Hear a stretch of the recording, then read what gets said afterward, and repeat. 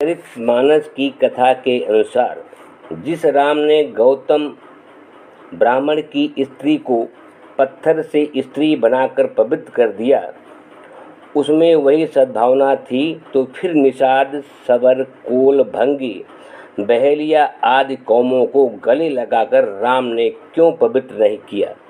क्यों ये जातियां हजारों वर्षों से नीच कही जाती रही हैं और अब भी पंडित तुलसीदास ने रामचरितमानस में उन्हें क्यों नीच, अधम, पापी कहा?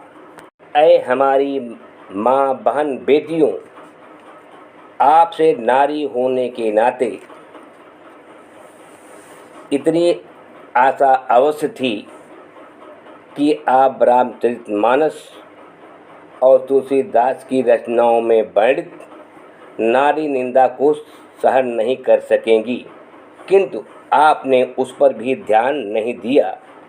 रामचरितमानस तो नारी निंदा का भंडार है।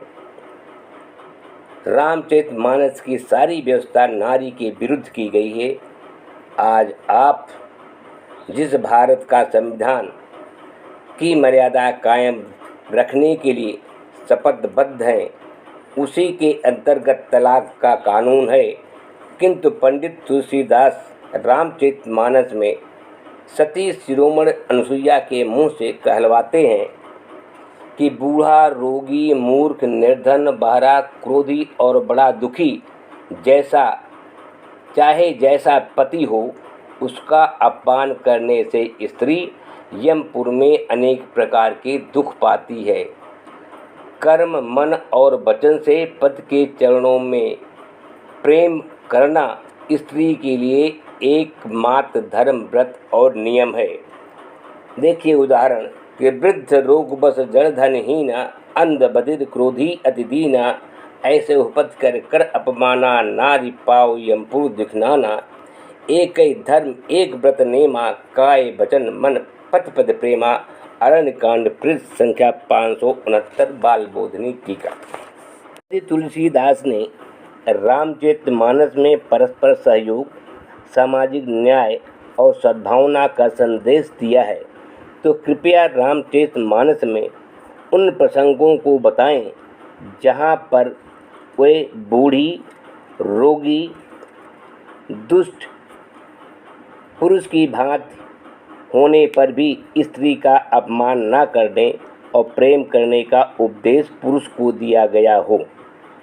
क्या यही सद्भावना और सामाजिक न्याय है? तुलसीदास ने परस्पर सहयोग, सामाजिक न्याय और सद्भावना का संदेश दिया है, तो कृपया रामचरितमानस में उन स्थलों को या उन प्रसंगों को बताएं जहां पर बूढ़ी, रोगी, दुष्ट स्त्री का अपमान न करने और प्रेम करने का उपदेश पुरुष को दिया गया है। क्या यही सद्भावना और सामाजिक न्याय है? पंडित तुलसीदास रामचरितमानस के अरण्य कांड पृष्ठ संख्या 613 बाल बोधनी टीका में औरतों को किस तरह से औरतों को मुख से महापापी जड़मत कहलाते हैं।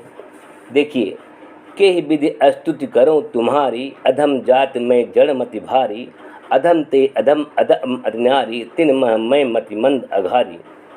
सबरी राम से बोली, मैं आपकी किस प्रकार से स्तुति करूं, क्योंकि एक तो मैं अधम जात, सबर, दूसरे मूर्ख हूँ, तीसरे नारी हूँ और नीच से नीच और उससे में भी बहुत नीच नारी हूँ, और मैं उन नारियों में भी मंद बुद्धि वाली गंवारिन हूँ। इस प्रकार नारी के मुँह से जो सद्गुणों से युक्त परम भक्त थी, नारी जात को नीच कहलवाकर पंडित तुलसीदास ने क्या संदेश दिया है? क्या ये सद्भावना है? रामचरितमानस में जितनी नारी निंदा है, इसके सारे उदाहरण प्रस्तुत करना शायद आपके साथ न्याय नहीं होगा, आपका समय बर्बाद करना होगा।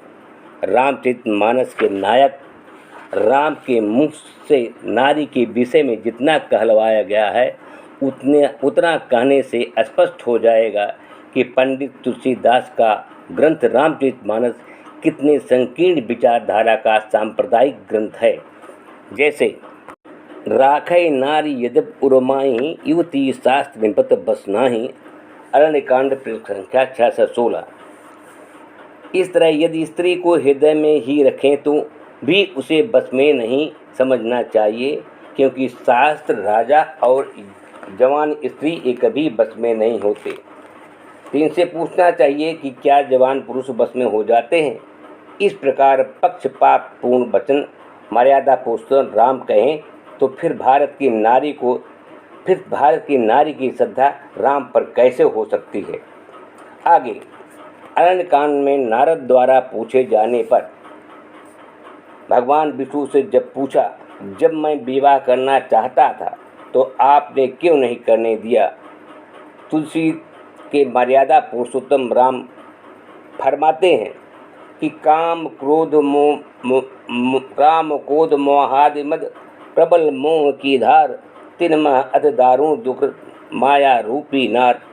अरण्यकांड संख्या 623 कि काम क्रोध लोभ अहंकार मोह आदि की प्रबल सेना है, उसमें भी अति कठिन दुखदायी माया रूपी स्त्रियां होती हैं।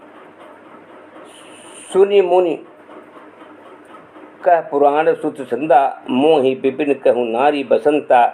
जप तप नेम जलाश्रय झारी, हो ग्रीष्म सोखे इन सब न नारी। क्राम कोद मद मत्सर भेखा, इन्हें हरस पद वर्षा एका। दुर्वासना कुमुद समुदायी, तिन कह सार सदा सुखदायी। धर्म सकल शरीरु वृंदा, होय हिम तिनय दहे सुखंदा।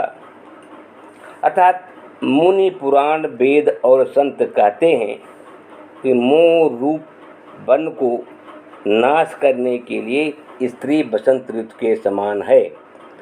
जब तब नियम रूपी जलाशय